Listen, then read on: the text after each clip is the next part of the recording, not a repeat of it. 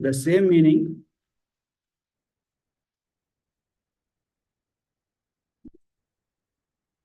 the word Avyakritam is very significant in this word. The same meaning is stated in Bhagavad Gita in the word Sanatana. The material world is Vyakrita or subject to the changes and it is finally dissolved. But after the dissolution of this material world, the manifestation of spiritual world, Sanatana Dharma, remains. That spiritual sky is called Avyakrita, that which does not chart, that which does not change. And there, the Supreme Personality of Godhead resides. When after ruling over the material universe under the influence of time element, Lord Brahma desires to dissolve it and enter into the kingdom of God. Others then enter with him. Om Ajnanaatimirandasya Jnananjana Chakshurunmilitam Yena Tasmai Sri Gurave Namaha Sri Chaitanya Manavishtam Swamitanyena Bhutale Swayam Rupa Padamahyam Dadati Swapadantikam Vandeham Sri Guru Sri Yutapalakamalam Sri Gurun Vaishnavamsha Sri Rupam Sagrajatam Sagana Raghunatam Tam Sajivam Sadvaitam Savadutam Parijana Sahitam Krishna Chaitanya Devam Sri Radha Krishna Padan Sagana Lalita Sri Vishakhanvitamscha He Krishna Karuna Sindhu Dinabandho Jagatpate Gopesha Gopika Kanta Radha Kanta Namaste तप्त कांचन गौरंगी राधे वृंदावनेश्वरी वृषभानुसुते देवी प्रणमामि हरिप्रिये जय श्री कृष्ण चैतन्य प्रभु नित्यानंद श्री अद्वैता गदाधर श्रीवासादि गौर भक्तवृंद हरे कृष्णा कृष्णा कृष्णा हरे हरे हरे राम हरे हरे करोति वाचालं पङ्गुं लङ्घयते गिरिं यत्कृपातमहं वन्दे श्रीगुरोन् दिनतारणं परमानन्दमाधवं श्रीचैतन्येश्वरम् Hare Krishna, welcome everyone for today's discussion on Srimad Bhagavatam. So here it is the past time explaining the Lord Kapil Dev explaining to Mother Devahuti. He is discussing about the Brahmaji after the whole creation is like now after the East lifespan, like two parardas, they ended. Then after they ends, then Brahmaji winds up entire metal creation and enters into the spiritual world. So like here, like Prabhupada explains about the significant word that is called Avyakritam. Is like it means to say that Vyakrita means the subjected to change, but Avyakrita means which doesn't subject to change. So Brahmaji, until this point of time, he was in the material world. After the end of his life, when he like there are like Prabhupada also says in some places that there are non-devotee Brahmas also. So that a person who actually holds the position of a Brahmaji, he performs a great service to the Supreme Personality of Godhead. But those and the Lord actually enlightens them, like Lord gives the intelligence to not to get entangled into the Maya. So, but it is also said that there are some non-devotee Brahmas also, Brahmas who are non-devotees. Actually, it is said that somebody who falls down from the spiritual world for the first time, they will be put in the role of Brahmaji. So after they finish their lifespan and they don't actually become devotees, or they don't actually desire to go back to Godhead, they will fall down again and to other lokas, and finally they may end up into becoming Indra, and then finally they sometimes some demigod, and sometimes like some king in the material universe, like that. So there is a good chance that And Brahmaji, in the beginning of creation, when Lord gives him darshan, Brahmaji prays to the Lord and then prays that, please save me from Maya. And Lord gives the benediction that you will never fall into the clutches of Maya. And that, because of that reason, like Brahmaji, like even though sometimes some pastimes are there which actually shows that Brahmaji also gets bewildered, but the thing is, like momentary fall downs doesn't actually uh, we should not judge anybody by momentary fall downs. You know, even sometimes pure devotees also, they get sometimes angry and they get like even some greatest of the devotees like Brahma and Shiva also, they sometimes momentarily they get carried away by the certain circumstances, and we should not judge on that. How much time they did they spend in that condition, or how long that circumstances were able to influence on that person's mind. That shows the advancement of that devotee. If you see, Brahmaji actually just got bewildered, and for that he gave up his body. And Lord Shiva, when it respect to Mohini Murti, or like with respect to like sometimes Shiva also gets angry, but they immediately for example gets angry on Daksha, and then for another instance he gets attracted to Mohini Murti. So even the Mohini Murti is Lord Vishnu himself, there is no wrong in not getting attracted to Mohini Murti, because every living entity is eternally wants to get attracted by the Supreme Personality of Godhead Krishna. So, but he was able to restrain himself. He after some time he was able to control himself and get back to his normal consciousness. So the momentary fall downs, like we should not judge. Like it is said that even while with respect to Vaishnavas, we should not judge them by their past lives also. In the past life, they might have some unacceptable habits, or they might have done some things, but we should never judge them based on their past. Because as soon as a person becomes a Vaishnava, it is totally under the control of Krishna's internal energy, or it means directly he's under the control of Krishna. So uh, that's why even with respect to in the temple also, other devotees sometimes they may react, or uh, they may handle us in a not so pleasing way. But we should understand, everybody has limitations. Everybody going through lifetimes of conditioning. So it can be momentarily, unless it prolongs for a long period of time. So here Prabhupada is describing about two parardas, right? Two parardas is a unit of time, just like seconds, minutes, and then months, years, and then after that, next years is the only calculation in the Western calendar, but in the Eastern calendar, I mean, with respect to Indian calendar, with respect to Vedic calculation of time, it actually goes to 1/10 of the second to Parardas. Parardas means the duration of life of Brahma. Like the duration of life of Brahma is only two Parardas. Two Parardas means one is a night, one is first Pararda is first 50 years of Brahmaji, and second Pararda is second 50 years of Brahmaji. Now it is said that it is 51st year of Brahmaji is running. So second Pararda has just started.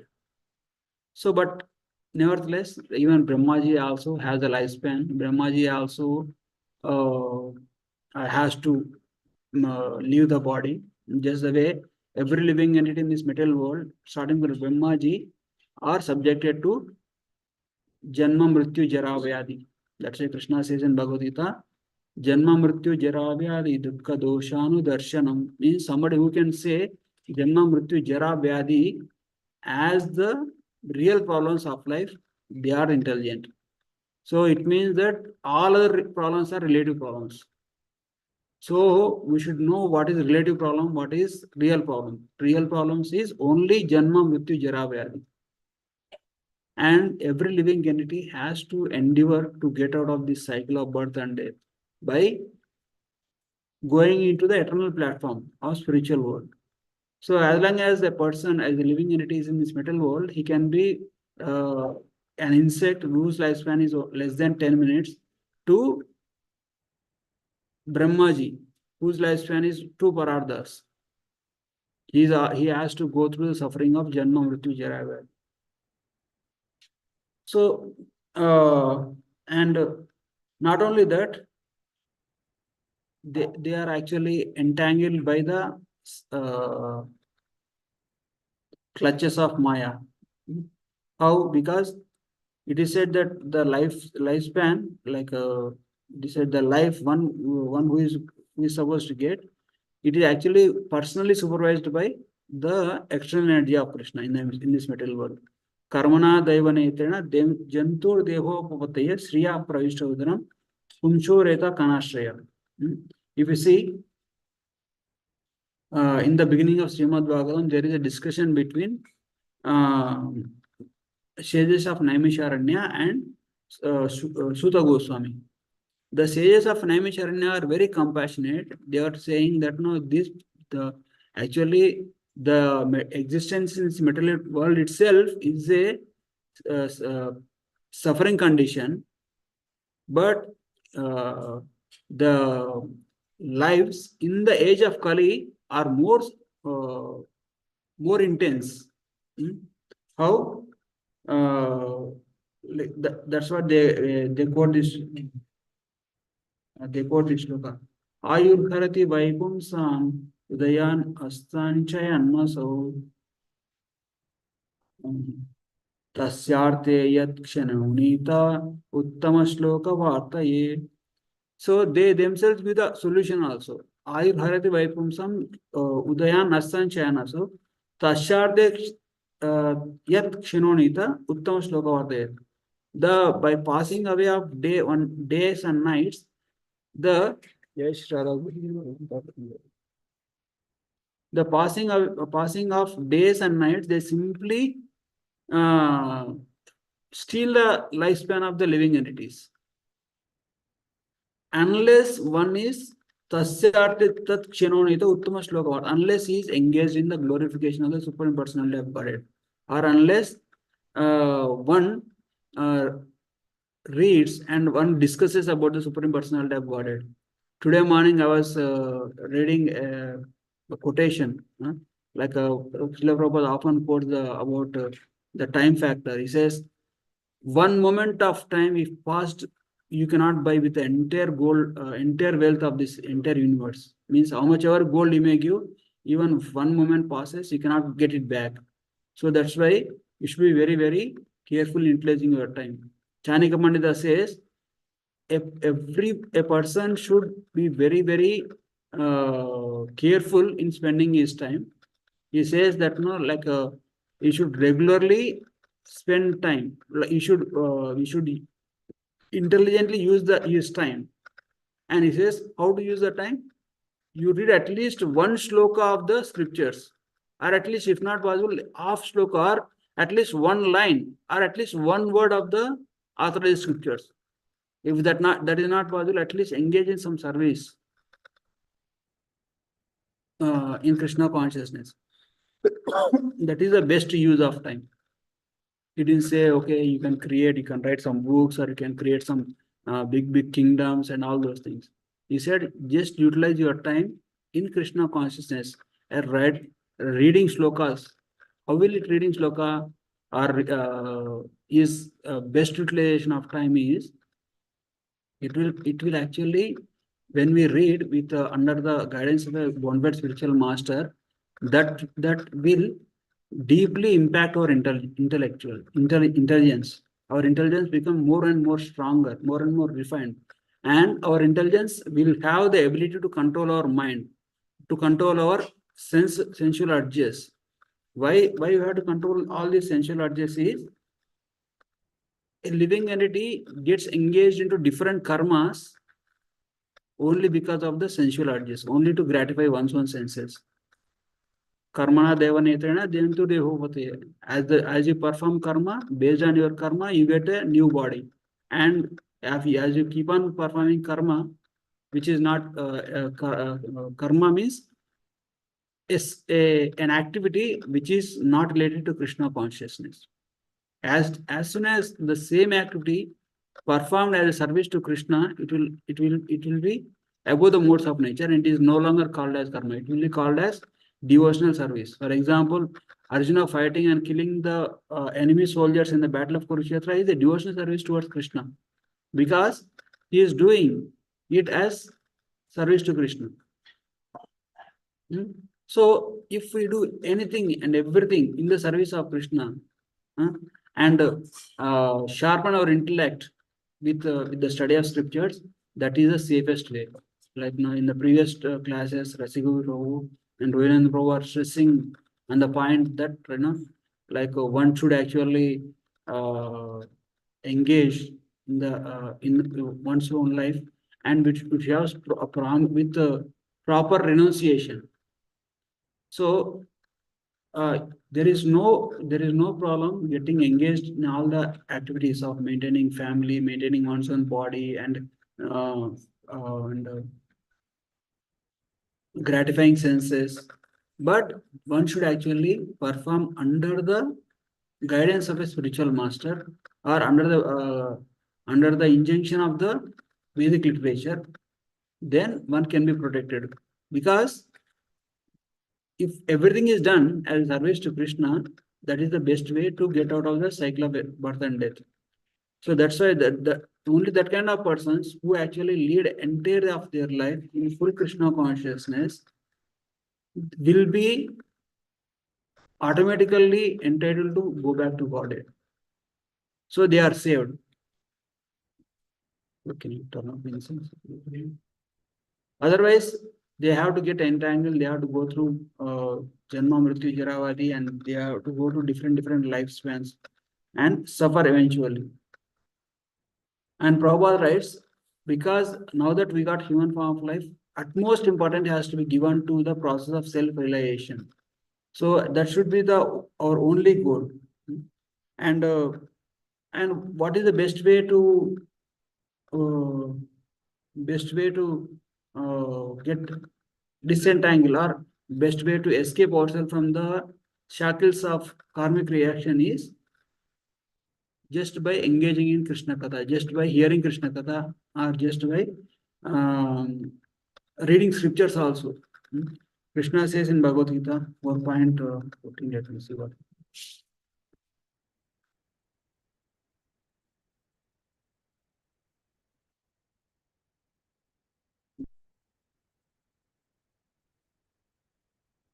Krishna says in Bhagavad Gita, Namam karmani limpanti name karma phalaspuha iti mam yo abhijanati karma birna sabhadyate. Krishna says, there is no work that affects me, nor do I aspire for any fruity actions.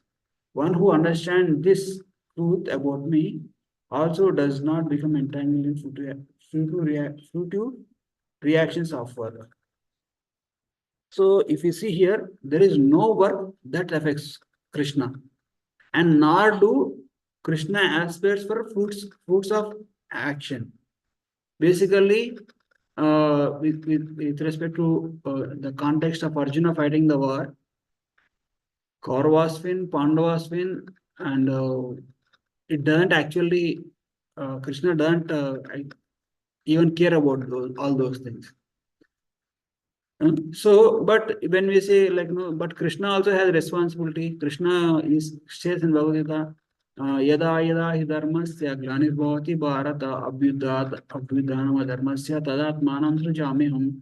Whenever and wherever there is decline in religious principles, I personally come and re-establish them. Now, Kauravas and Pandavas are fighting. Unless Pandavas win, how can Krishna re-establish dharma? Krishna says to Arjuna, Arjuna, you fight, just be an instrument to me, to my will. No? Nimitta matrena bhava savyasachi. Just by instrument and act accordingly. That's how you will win the glory, and at the same time you will win the battle also. It means whatever that has to be done, it is already done by Krishna. Means killing of all the warriors in the battlefield of Kurukshetra is already done by Krishna. And Krishna is advising Arjuna to be just be instrument of my will, instrument of my desire, and perform your action. And that way you will win the glory. So it means even if Arjuna fights or doesn't fight, all the persons who are supposed to die are already dead. If Arjuna fights, they will be killed by Arjuna or killed by the Pandava armies. If they don't fight, then there is some other arrangement. Krishna will take care of them. So means like re-establishing dharma is very, very insignificant task for Krishna. But one who understands this truth about me and also does not become entangled in the fruitive reactions of work. So what it means by to understand this concept of how Krishna doesn't get entangled. Now, if you see, there are some pastimes of Krishna where, for example, when in his incarnation as Lord Ram, Krishna has killed Vali by hiding behind the bush. And for that, in the next incarnation, when he comes as Krishna, Vali comes as a hunter, Jara, and Jara, and then he actually shoots the arrow to the Krishna's feet's thumb. And that's how Krishna actually ends his pastime. So through that, and also if you see, why does Lord Ram actually came? Lord Ram actually, when he was in the form of Vishnu, I don't remember exactly the sage name, and the sage wife, she actually gave shelter to the demonic persons, and because she gave shelter to demonic persons, she hid them in her ashram. And the Devatas are not able to go and kill them because they are in the ashram of this sage. So Devatas prayed to Lord Vishnu, and Lord Vishnu actually, instead of killing the Daityas, he killed her because she is giving shelter to the Asuras. And that Rishi Patni is like the sage whose wife that. Do you remember her name? Okay. Rishi Patni who got killed, her husband become offended. Oh Vishnu, because you killed my wife, you will also suffer the separation from wife. Chani Pandit says one of the greatest miseries is to lose one's own wife for a grihastha. So that sage curses Vishnu that no, you also incarnate and you get separated from your wife. And for that, Lord comes as Ram, and then he gets separated from Mother Sita. And because he did some activity in the incarnation of Lord Ram, he actually has to take the arrow in the incarnation of Krishna. So when Krishna is clearly saying the no work will affect me, then why Krishna is actually going through all these pastimes is to show by example that how cruel, how strict the laws of karma work. If you want, he would have avoided it altogether. But he just wanted to show to people in general that the laws of karma, any action that we may perform, the laws of karma are very strict. They are going to come after you, the action and reaction. So, but the transcendental nature of all these leelas can be only understood by a devotee. So one who understands this truth about me, only a devotee will understand the truth that Krishna will never get entangled. It is only out of his causeless mercy in order to set an example to the living entities in general, he is actually going through all this action, reaction process. So, and if one just understands this transcendental nature of Krishna, then he will never get entangled. Why he never get entangled? Because for one to understand the transcendental nature of Krishna's activity, he should be a devotee. So as soon as a person becomes a devotee, none of the fruitive actions, none of the reactions. As soon as a person becomes a devotee, he will perform all his activity in the service of Krishna. Then automatically he will be freed from the reactions of all his karmic, all his activities. So that is one of the greatest scope for all the persons who are actually engaged in the devotional service of Krishna. So that's like in that verse,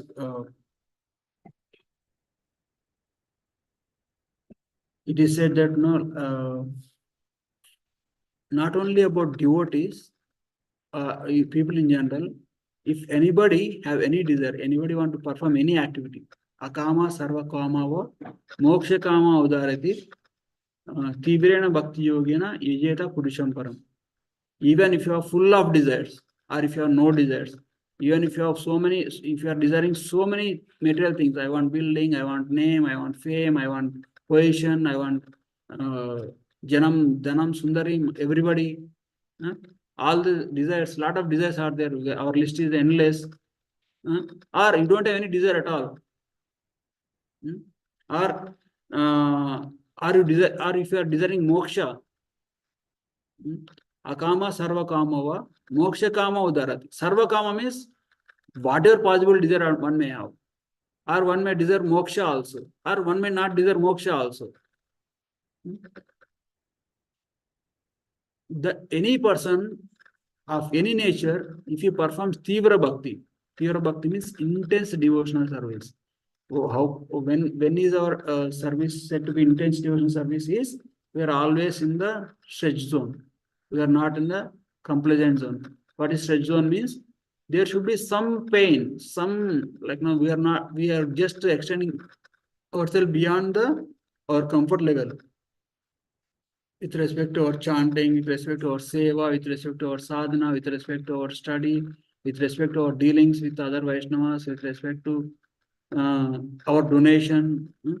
So it should be little above our comfort level, or as much more as possible that we can do. We should do our best. That's what it means.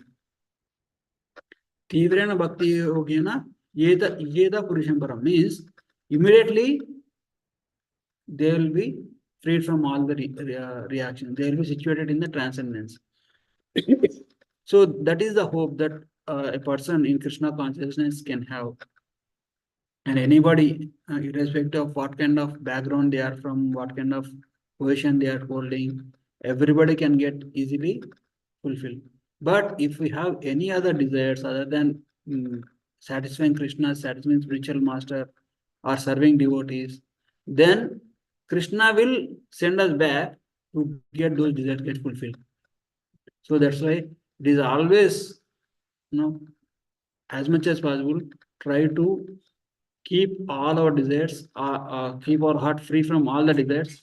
As long as there is some desire in the heart, it will lead to a chain reaction.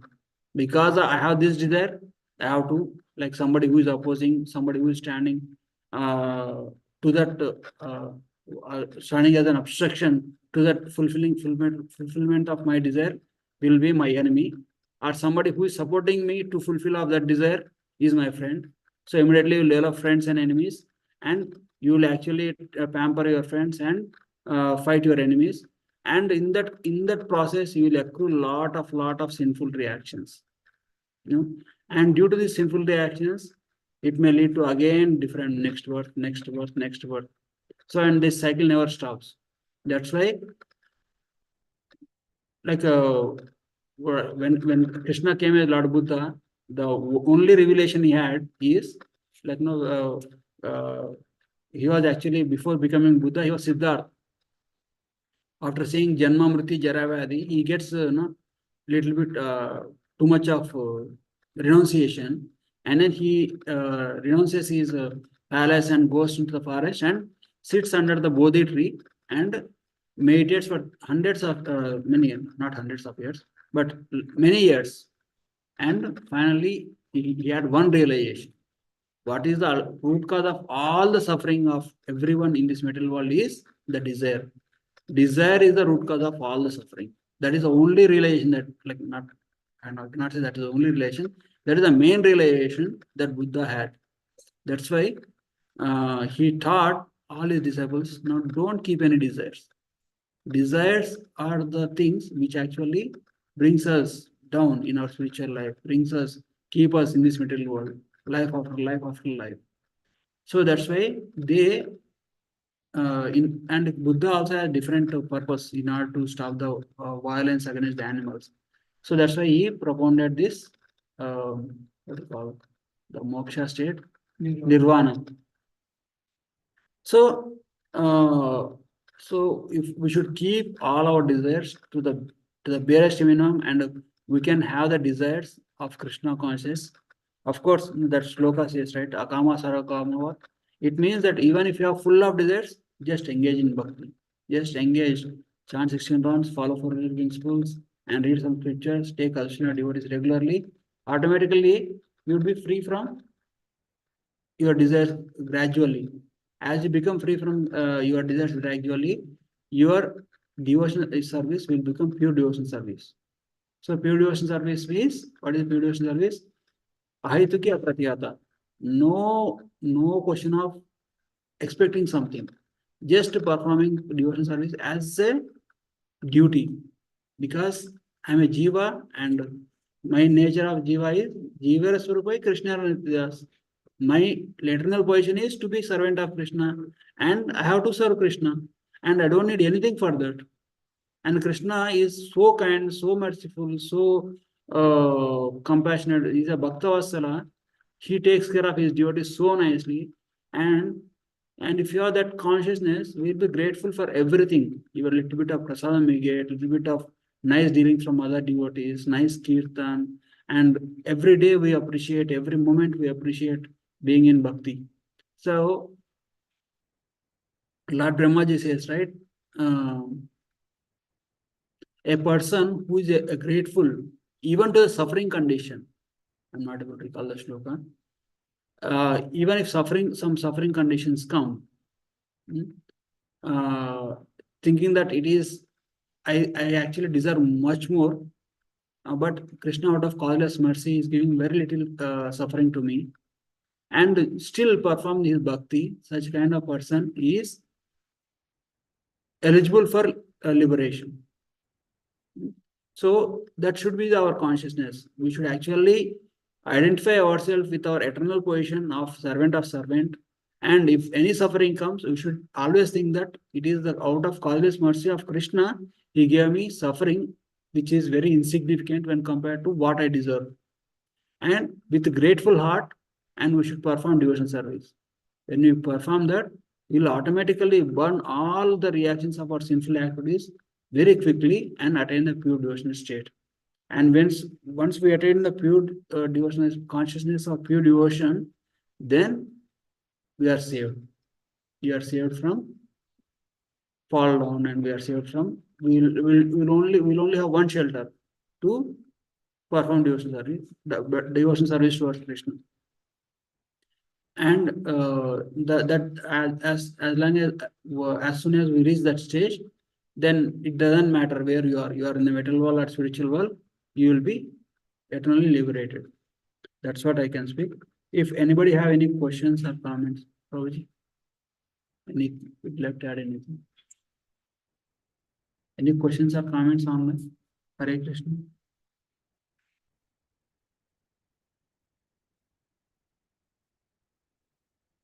Okay, if nobody have any questions or comments, we'll end it here. Granthara Srimad Bhagavatam ki, Jai Sri Prabhupada ki, and the Vaishnav Vrinda ki. Thank you very much. Hare Krishna.